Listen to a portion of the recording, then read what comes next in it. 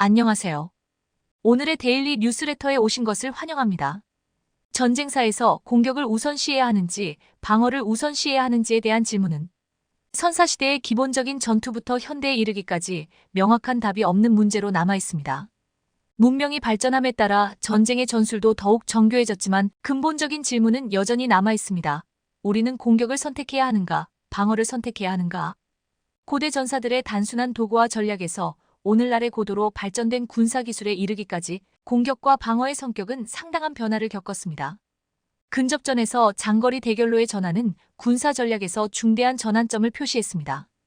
과거에는 군대의 힘이 공격을 시작하고 유지하는 능력을 통해 평가되었습니다. 하지만 기술 기반의 갈등 시대로 전쟁이 전환되면서 동기는 방어를 우선시하는 쪽으로 점차 옮겨갔으며 이는 많은 복잡성을 수반합니다. 현대 전쟁에서는 방어가 공격보다 훨씬 더 어려운 임무로 간주됩니다.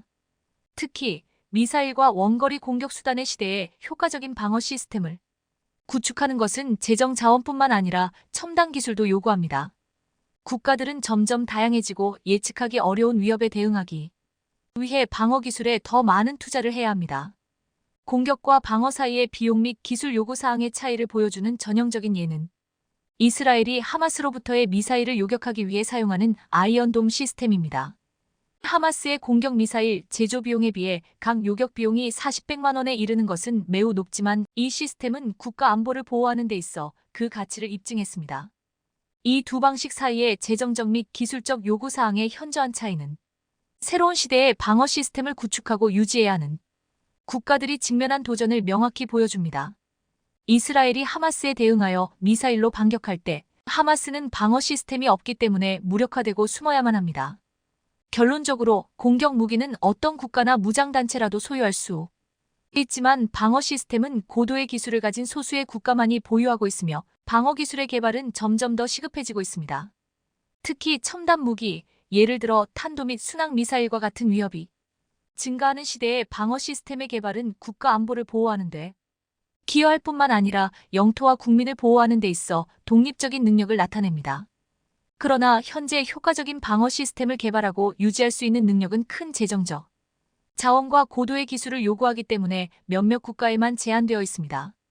최근에 연평도에서 북한의 군사적 행동과 관련된 주목할 만한 사건이 있었습니다. 평양은 꽤 교묘한 위장 전술을 사용하여 실제로 포격을 진행하기 전에 여러 차례 폭발물을 폭파했습니다. 이는 정보 혼란을 일으키는 것뿐만 아니라 명확하지 않은 상황에서 대한민국의 반응을 테스트하기 위한 목적도 있었습니다. 우리 대한민국의 군대는 선진적인 감시 시스템으로 이러한 폭발뿐만 아니라 실제로 200발의 포탄 발사가 있었음을 신속하게 확인했습니다. 감시 시스템에서 데이터를 분석함으로써 대한민국은 사전에 설정된 상황에서도 군사적 조치를 정확하게 식별하고 구분하는 능력을 입증했습니다. 평양의 이러한 행동은 우리의 방어 및 감시 능력을 평가하기 위한 노력으로 이해될 수 있습니다. 위장 전술을 채택함으로써 평양은 대한민국의 군대의 반응 속도와 방어 능력을 평가하고자 했습니다. 충돌이 발생할 경우 강력하고 효과적인 방어 시스템을 보유하는 것이 결정적 중요성을 갖습니다. 방어 시설을 준비하고 유지하는 것은 국가의 안전뿐만 아니라 안정성과 안전을 보장하는 데에도 도움이 됩니다. 잠재적인 전투를 분석하면 현대 전쟁 환경에서 다방면으로 공격이 이루어질 수 있으며 점점 더 고급화되는 기술로 인해 견고한 방어 시스템이 승리로 이끄는 열쇠가 될 것임을 보여줍니다. 최근에는 중국 군대에서 투쟁을 주도하는 데 관한 일련의 강력한 단속 조치에 관한 보도가 있었습니다. 특히 미사일 부대 지도자에 대한 것입니다. 이 캠페인은 부패를 근절하고 군대 내에서 시진핑의 권력을 강화하기 위한 것으로 알려져 있습니다. 부패 문제는 중국의 미사일 군대 능력에 상당한 부정적 영향을 미쳤으며 미사일 연료의 심각한 부족으로 인해 군인들이 미사일 연료를 요리에 사용해야 했습니다. 이는 군사활동의 효율성을 저하시키는데 그치지 않고 군대 내에서 관리 부족과 전문성의 결여를 반영합니다. 당시 블룸버그는 미국 정보 소식통을 인용해 서부 사막지대에 배치된 미사일 액체 연료통이 연료가 아니라 물로 채워져 있었고 핵미사일 지하 경납고는 발사용 덮개가 고장나 있었다고 보도해 중국군의 치부가 전 세계에 드러나고 말았습니다. 그런데 현재 중국군의 부실한 장비 운영의 원인으로는 군대 내에 부패 꼽히고 있습니다. 값비싼 액체 연료 등을 외부에 팔아 제 주머니를 채우는 지휘관이 많다는 뜻입니다. 또한 표준 성능에 못 미치는 무기 장비를 사들이면서 간부들이 뒷돈을 받기도 한다는 건데요. 중국군은 이미 작년부터 리상푸 국방장관, 리위차오 로켓군사령관, 우엔성 중국 항천과기그룹 회장 등군 고위층과 국유 방위산업체 고위 인사 등 20여 명을 숙청했습니다. 중국 공군 장교 출신 장비 전문가 푸첸사오는 중국군 서열 3위, 허웨이 등의 언급은결함이 있는 무기 구매가 군 전투력에 영향을 준다는 점을 지적한 것으로 보인다. 기술 표준에 미달하고 수치가 조작된 무기 장비가 들어온다면 중국군 전체의 역량에 문제가 생길 수밖에 없다. 싱가포르 난양공대 라자라트남 국제대학원의 제임스 차 박사도 중국군 서열 3위에 공개적인 언급은 최근 드러난 구매 규정 위반 사건과 관련이 있을 것이라고 본다. 이 문제가 중국군의 군사 하드웨어와 전장 전투력에 영향을 미친다는 의미일 것이다. 한국의 항공미사일 부대의 경우 그들은 스스로 방어할 수 없기 때문에 공격을 받을 것을 두려워하며 떨고 있다고 합니다.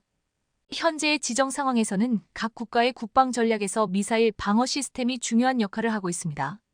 한국과 미국은 선진적인 미사일 방어 시스템을 개발하고 배치하는데 선도적인 역할을 하고 있으며 중국은 여전히 자국의 미사일 방어 시스템에서 제한이 있는 것으로 보입니다.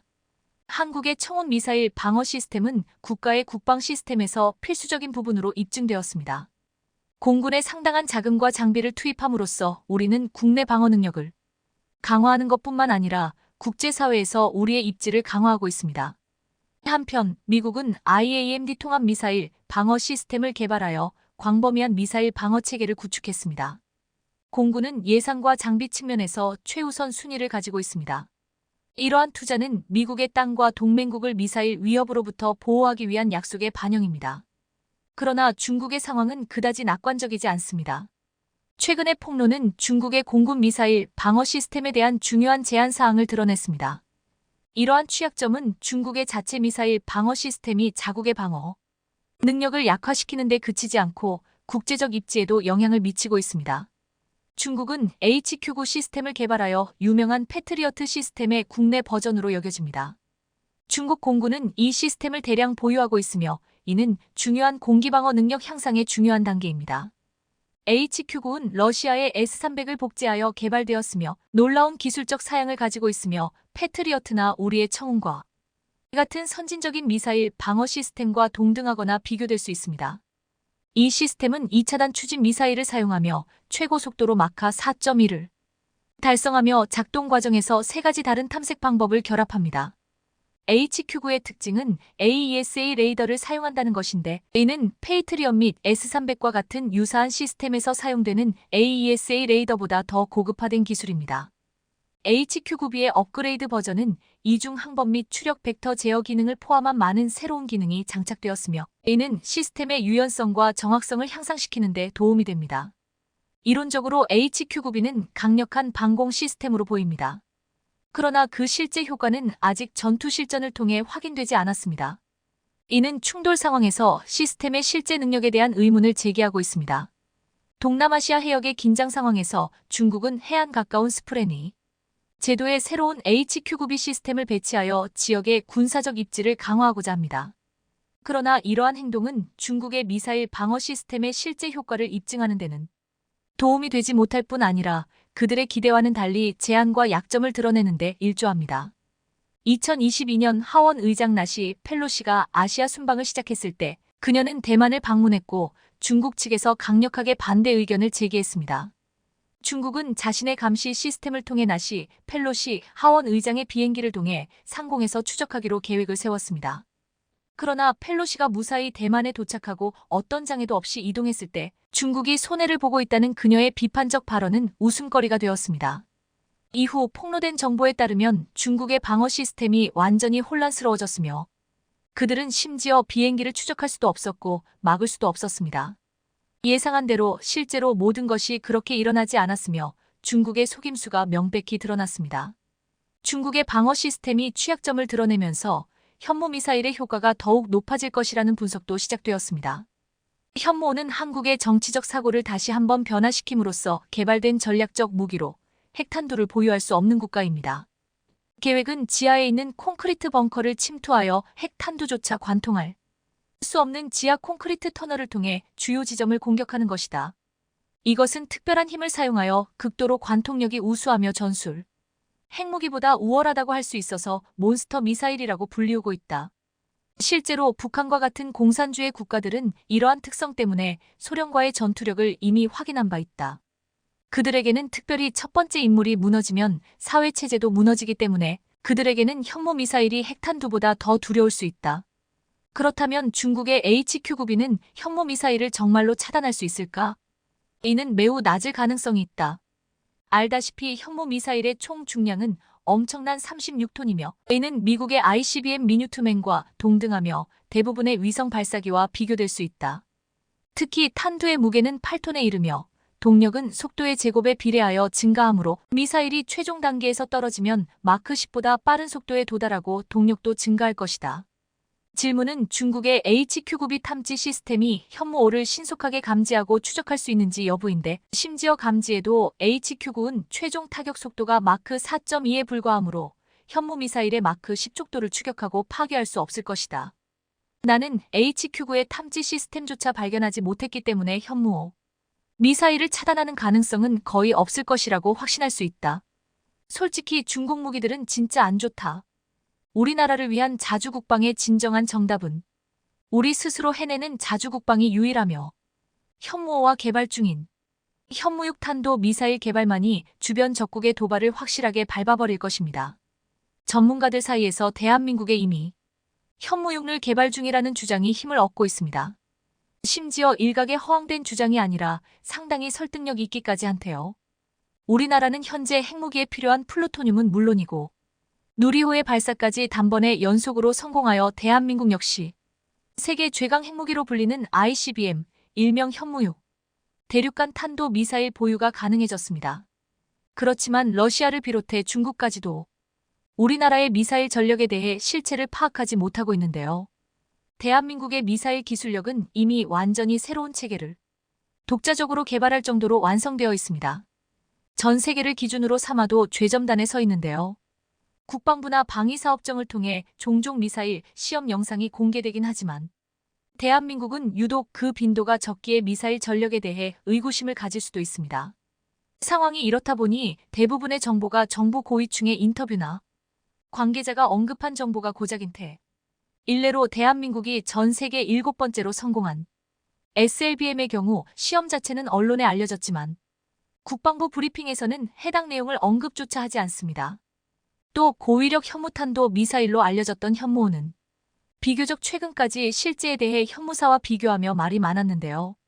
심지어 지난 2023년 9월 국군의 날 시가행진에 현무사가 공개되었음에도 일각에서는 여전히 탄도 중량 9톤인 탄도 미사일과 탄도 중량을 줄이고 사거리를 30km 이상으로 늘린 탄도 미사일인 현무사와 서로 다른 형태다라는 주장이 있었습니다. 이는 최근에 와서야 초정밀 탄도 미사일 현무사와 고위력 탄도 미사일 현무5를 시험 발사에 성공했다는 국방부 고위 관계자의 발언에 의해 둘이 서로 다른 미사일임이 확실히 밝혀졌는데요. 게다가 현무6 역시 개발이 진행 중인 게 포착되었습니다. 오스트리아의 한 연구기관이 국방과학연구소의 실험장 위성사진을 분석해 길이만 20m가 넘는 조대형 이동식 발사 차량을 포착했는데요. 이 정도 규모면 21m의 텔에서 발사된 소련의 탄도 미사일 토폴과 유사한 크기인데요. 토폴은 사거리만 무려 0km에 육박하는 소련의 대표적인 ICBM이었습니다. 군사 전문가 대다수가 대한민국이 이미 현무6을 개발 중일 것이라 추정하는 이유이기도 한데요. 이처럼 대한민국의 미사일 전력은 지나치게 베일에 가려져 있어 대략적인 윤곽만 파악할 수 있을 뿐 실체를 파악하기가 극도로 어렵습니다. 현무6부터는 사거리가 최소 7,000km 이상, 탄두만 무려 중량 9톤급을 벌일 수 있게 여기에 핵탄두만 집어넣는다면 한국 역시 다른 강대국들처럼 보편적인 핵미사일 보유와 함께 상호 파괴 전략을 구사할 수 있게 됩니다. 조대형 미사일이 마하 10 이상으로 낙하 비행을 하면서도 요격 미사일 회피 기동 시스템을 탑재해 현무사 미사일보다 요격이 불가능할 정도로 괴물 미사일을 만드는 게 대한민국의 궁극적인 목표인데요. 9톤의 탄두가 마하 10에서 충돌하는 파괴력도 상상조차 할 수 없지만 추가 개량을 거듭해 12톤의 탄두 중량을 가진 미사일의 낙하 지점에 적국 대도시는 말 그대로 생지옥이 돼버립니다. 실제로 허무맹랑한 소리가 절대 아닌데요. 현무육의 성능은 인도의 아그니 핵미사일보다 사거리와 탄두 중량이 1.5배가량 높기 때문에 한국군이 비상상황 발생 시 핵무기를 보유하는데 가장 필요한 핵심적인 전략무기 체계를 담당하게 될 것입니다. 이처럼 작년에 공개되었던 최신형 대함 미사일과 함께 성능이 더욱 향상된 현무 시리즈 미사일 타격 시험을 진행하는 게 1차 목표이며 개발 과정과 발사 시험을 극비리에 숨기지 않고 직접 보여주는 이유 역시 한반도를 위협하는 주적인 중국과 북한이 한국 영토를 함부로 건든다면 고슴도치 전략으로 순식간에 적군의 발목을 끊어버릴 무기가 있다는 걸 직접적으로 보여주는 게 우리나라가 원하는 핵심 목표입니다. 그런데 한국의 국방부와 국방과학연구소가 기존 예상보다 훨씬 빠르게 현무5 다음으로 개발할 현무6 탄도 미사일 계획을 전 세계에 선언할 수도 있다는 군사 전문가들의 분석이 지속적으로 나오고 있는데요. 현무4 미사일과 현무5 미사일의 성능 개량안과 세분화된 미사일 발사 플랫폼의 형성은 가까운 미래에 개발 완료가 될 현무6 미사일에 지대한 영향을 끼칩니다. 과거 한국이 개발했던 현무1 미사일은 지상 발사만 가능했던 제한적인 미사일 플랫폼을 가지고 있었지만 현재 한국의 현무4 미사일은 육군과 해군 공군이 동시에 운용하게 될 만능형 미사일 플랫폼으로 재탄생되었습니다.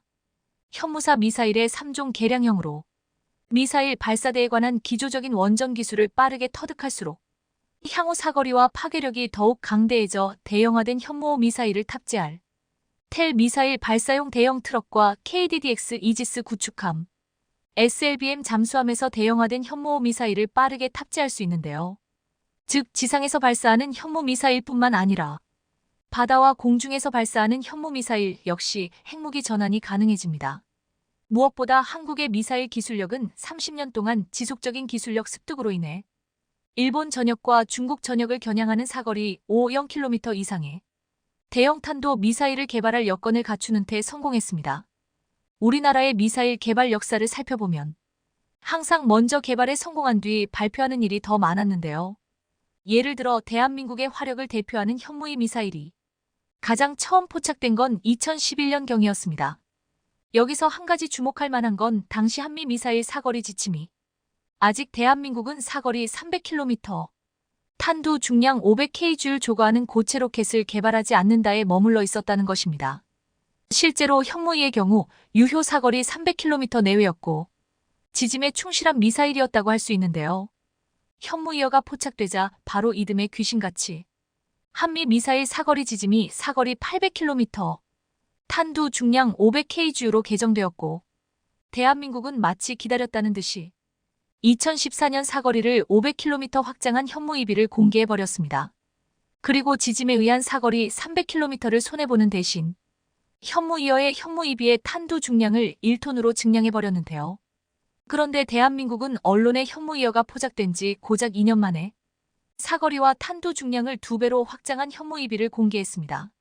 한미 미사일 사거리 지침의 개정에 따라 미사일 개발과 연구를 시작했다면 도저히 불가능한 속도인데요. 이건 애초에 처음부터 현무2B를 기본형으로 개발했다고 밖에 볼 수 없습니다. 대신 한미 미사일 사거리 지짐을 위반하지 않았다는 대의를 얻기 위해 의도적으로 사거리를 낮춘 현무2를 먼저 공개한 건데요. 하지만 그 이면에서 대한민국은 한미 미사일 사거리 지짐이 개정되기 훨씬 전부터 서울 한복판에서도 한반도 전역을 타격할 수 있는 탄도 미사일을 개발하고 있었던 겁니다. 그렇게 현재 개발 중인 현무6 역시 사실이라고 봐야 되는데요. 대한민국은 연간 최대 70여 발 이상의 현무5를 양산할 계획이며 200여 발을 실전에 배치할 계획입니다. 또한 현무6까지 전력화가 된다면 중국이나 북한으로서는 눈뜨고 당할 수밖에 없을 겁니다. 2026년 전력화를 목표로 개발 중인 한국형 초음속 전투기 KF-21이 유사시 작전 반경을 대폭 확대할 수 있는 공중급류 시험에 첫 성공을 거두며 이러한 전환점에 도달했습니다. 이는 KF-21이 단순한 국내 개발 전투기를 넘어 국제적인 수준의 전투 능력을 갖추고 있음을 증명하는 순간입니다. 공중급류 능력은 현대 전투기에 있어 필수적인 기능 중 하나로 이를 통해 KF-21은 더 긴 채공 시간과 더 넓은 작전 범위를 확보할 수 있게 되었습니다. 방위사업청은 3월 19일 KF-21 시제 5호기가 남해 상공에서 이루어진 공중급유 비행에 처음으로 성공함으로써 전투기의 작전 효율성과 공군의 전략적 유연성을 크게 향상시켰다고 발표했습니다. 방위사업청은 KF-21 5호기 단좌가 19일 오전 경남 사천의 제3훈련 비행장을 이륙해 남해 상공에서 공중급류 비행에 성공했다고 밝혔습니다. 공군의 공중급류기 시그너스 KC-330가 비행하면서 급유 막대를 KF-21에 연결해 연료를 주입했습니다. 공중급류 시 발생하는 급유기 뒤쪽의 난기류가 KF-21 조종에 어떤 영향을 미치는지, 급유기와 KF-21의 연결 분리가 안전하게 이루어지는지 등을 점검했습니다. 공중급류를 하게 되면 채공 시간이 길어져 원거리에서 다양한 임무를 수행할 수 있고 적진에 투하할 폭탄도 더 많이 탑재할 수 있게 됩니다. 방사청은 작전 반경은 공중급류 시점과 급류량에 따라 차이가 있지만 1회 공중급류로 최소 약 50% 이상 증대가 예상된다면서 공중급류로 KF-21의 작전 반경과 운용 시간을 확장해 원거리 임무 능력 등 작전 효과와 공군의 전투력을 극대화할 수 있다고 설명했는데요. 노지만 방사청 한국형전투기사업단장은 2025년 3월까지 약 60여 회에 걸쳐 다양한 고도 및 속도에서 KF-21 공중급류 능력 검증을 지속할 예정이라고 밝혔습니다. 공중급류 시험의 성공은 KF-21이 세계적인 수준의 전투기로서의 역량을 갖추고 있음을 입증하는 중요한 단계입니다. 공중급류 능력은 전투기의 작전 반경과 운용 시간을 대폭 확장시켜 원거리 임무 수행 능력을 극대화합니다. 이는 KF-21이 다양한 전략적 환경에서 다양한 임무를 수행할 수 있게 함으로써 대한민국 공군의 전략적 유연성과 전투력을 크게 향상시키는 역할을 합니다. 공중급류 시험은 급유기와 KF-21 간의 연결과 분리, 난기류 발생 시의 조종성 영향, 연료 이송의 안전성 등을 철저히 점검함으로써 실전 상황에서의 운용 가능성을 확인하는 과정입니다. 이번 시험 비행은 KF-21의 기술적 완성도와 운용 가능성을 국제적으로도 인정받는 계기가 될 것입니다. KF-21 전투기의 공중급류 능력 확보는 그 자체로 한국 공군의 전력을 한 단계 업그레이드시키는 중요한 진전입니다. 공중급류를 통해 KF-21은 장시간 공중에 머물며 광범위한 지역에서 작전을 수행할 수 있는 능력을 갖추게 됩니다. 이는 한반도를 넘어서 전략적 이익을 추구하는 국제적인 작전에서도 중요한 역할을 할 수 있음을 의미합니다. 특히 공중급류는 KF-21이 적의 방어선을 피해 깊숙이 침투하여 정밀 타격을 가할 수 있는 능력을 부여합니다. 또한 임무 종류에 따라 더 많은 무장을 탑재할 수 있게 되어 작전 수행 능력이 향상됩니다. 공중급류 시험의 성공은 또한 한국의 항공산업과 방위산업의 기술적 성숙도를 국제적으로 입증하는 결과로 한국이 세계 시장에서 더 많은 방위산업 분야에서의 협력과 수출 기회를 얻을 수 있는 기반이 됩니다. 공중급류 능력은 국제적인 군사 협력에서 한국의 역할을 확대하는 데에도 기여할 것으로 예상되며 이는 전략적 동맹 국가의 관계 강화에 중요한 요소가 될 것입니다. 게다가 KAI는 4차 산업혁명 기술을 바탕으로 한국 항공우주산업의 두 번째 성장을 준비하고 있습니다. 이미 첫 번째 성장을 1차 항공기 개발로 성공적으로 이뤄낸 KAI는 이제 인공지능 AI, 빅데이터 비딕, 자율 및 무인 기술과 같은 차세대 공중전투체계의 핵심 기술 개발에 집중하고 있습니다. 이러한 기술은 미래 전장에서의 우위를 확보하기 위해 필수적입니다. 1592년 거북선이 전쟁의 게임 체인저로 등장한 이후 KAI는 임진왜란 당시 이순신 장군의 정신을 이어받아 국산 항공기 개발에 매진해왔습니다. 이러한 노력은 1954년 부하로의 첫 비행 성공으로 이어졌고 이후 T-50과 같은 국산 초음속 고등훈련기의 개발로 꽃을 피웠습니다. T-50 계열 항공기의 성공은 KAI가 다양한 국가에 수출함으로써 한국 공군뿐만 아니라 전 세계 여러 국가의 안정적 운용을 지원하게 되었습니다. 1. T-50, 수리온, LAH, KF-21 등 거북선과 부하로의 자주국방의 염원을 이어온 국산 항공기 700여 대가 세계 하늘을 날고 있습니다. 최근 10년간 전투 가능 항공기 생산량에서 한국은 미국, 프랑스에 이어 세계 3위 국가가 됐습니다. KAI는 T-50의 성공에 이어 KF-21 보라매의 개발로 한국 방위 산업의 미래를 밝히고 있습니다.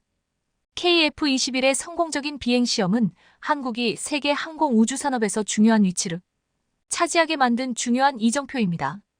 또한 KAI는 유인 전투기와 무인 전투기, 소형 무인기를 융합한 신개념 차세대 공중전투 체계 NACS를 선보이며 글로벌 시장에서의 입지를 더욱 공고히 하고 있습니다. 이 모든 개발과 노력은 KAI가 제2의 성장기를 맞이하는 데 있어 중요한 역할을 하고 있으며 대한민국 항공우주산업의 미래를 밝게 만들고 있습니다. KAI는 계속해서 도전적이고 대형 사업을 추진하며 대한민국을 세계 4대 항공우주산업 강국으로 만들기 위한 노력을 기울일 것입니다. 한국 방위산업은 끊임없는 혁신과 기술 발전을 통해 글로벌 방위산업 시장에서 중요한 위치를 차지하고 있습니다. 한국항공우주산업 KAI는 이러한 발전의 최전선에 서서 차세대 항공 전투 체계 및 우주 모빌리티 개발에 큰 투자를 하고 있습니다. KAI는 4차 산업혁명의 핵심 기술인 인공지능 AI, 빅데이터 BD, 자율무인 기술을 활용해 6세대 전투 체계 개발에 앞장서고 있습니다.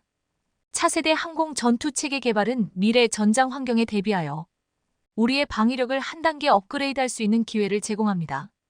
KAI는 이러한 기술적 진보를 통해 더욱 향상된 작전 수행 능력, 생존성, 그리고 다목적성을 갖춘 전투기를 개발하는 것을 목표로 하고 있습니다.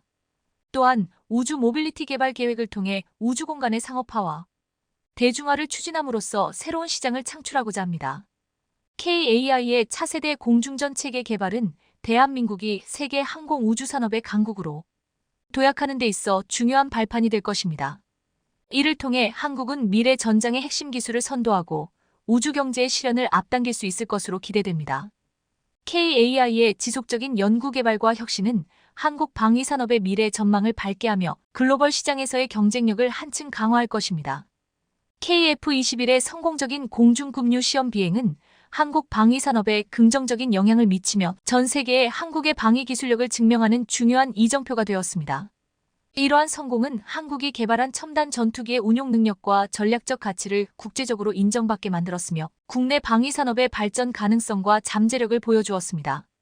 KAI는 차세대 공중전 체계, 우주 모빌리티, 그리고 도심 항공교통 UAM과 같은 미래지향적인 사업을 통해 항공우주산업의 새로운 패러다임을 제시하고 있습니다. 이러한 노력은 KAI뿐만 아니라 한국 방위산업 전체의 지속 가능한 성장과 국제 경쟁력 강화에 기여할 것으로 기대됩니다. KF-21 시험 비행의 성공과 KAI의 미래 지향적인 사업 전략은 대한민국을 세계적인 항공우주산업 강국으로 자리매김하게 할 중요한 동력입니다.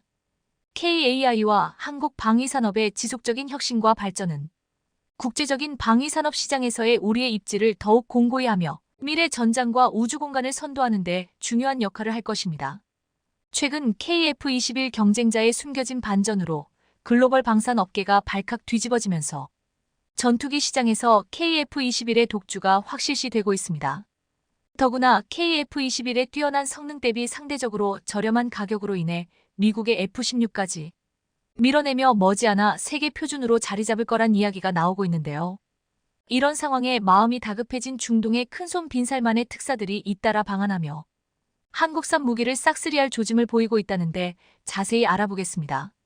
47년간 영공을 지킨 도깨비 F-4E 팬텀 전투기가 마지막 이별 비행을 마치고 역사 속으로 사라질 전망입니다.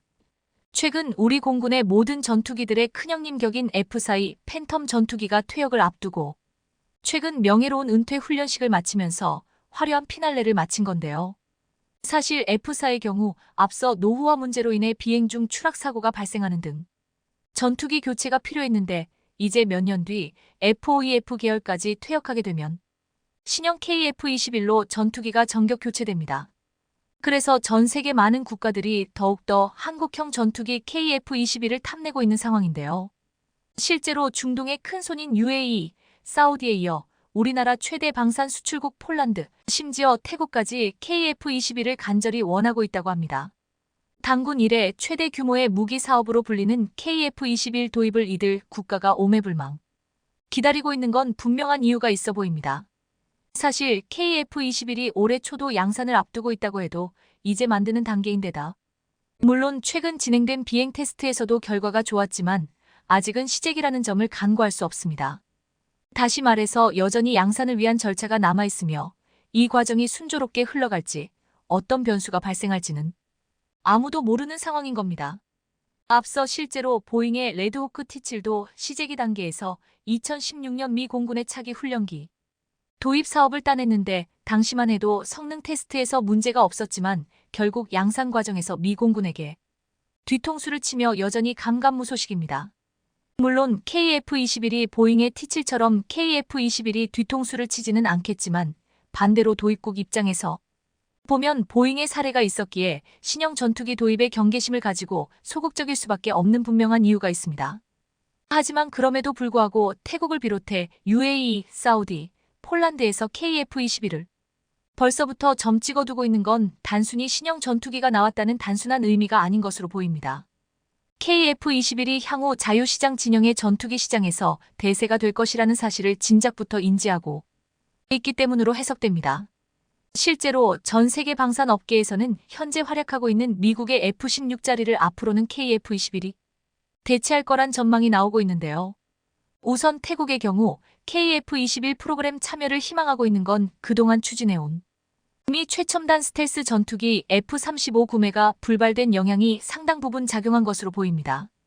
태국 공군은 30년 이상 운용한 F-5를 대체할 전투기가 필요해 스텔스 기능이 있는 F-35를 구매하려고 했지만 미국이 판매 불가 입장을 표명하면서 사우디를 따라 KF-21 보라매 프로젝트에 참여할 거란 소식이 전해진 겁니다. 일각에서는 KF-21이 F-35 대체품이 되는 거냐는 말이 나오고 있지만 엄연히 F-35와 KF-21의 군사적 역할이 다르기에 맞는 말이 아닙니다. 정확히 따지자면 미국의 F-16과 KF-21을 비교하는 게 맞으며 실제로 태국은 미국이 권한 F-16B를 거절하고 KF-21 쪽으로 눈을 돌린 겁니다. 그런데 사실 태국이 KF-21을 도입하려는 건 사우디, UAE, 폴란드 등 다른 나라에서 도입을 원하고 있는 이유가 같습니다. 노후화된 F-16을 보유하고 있는 태국이 미국의 권유에도 불구하고 F-16V 대신 KF-21을 택한 건 우선 가성비가 너무도 뛰어나다는 게 큽니다. 특히나 태국의 경우 T-50과 FA-50을 도입해 운용 중이라 대한민국 무기체계에 대한 신뢰가 높은 곳입니다. 실제로 태국은 2021년에 KA-IT-50 기반의 전술임문 훈련기 2대를 추가 도입하면서 총 14기를 도입했고 현재 태국 공군의 전투조종사 양성체계의 핵심 기종으로 임무를 수행하고 있습니다.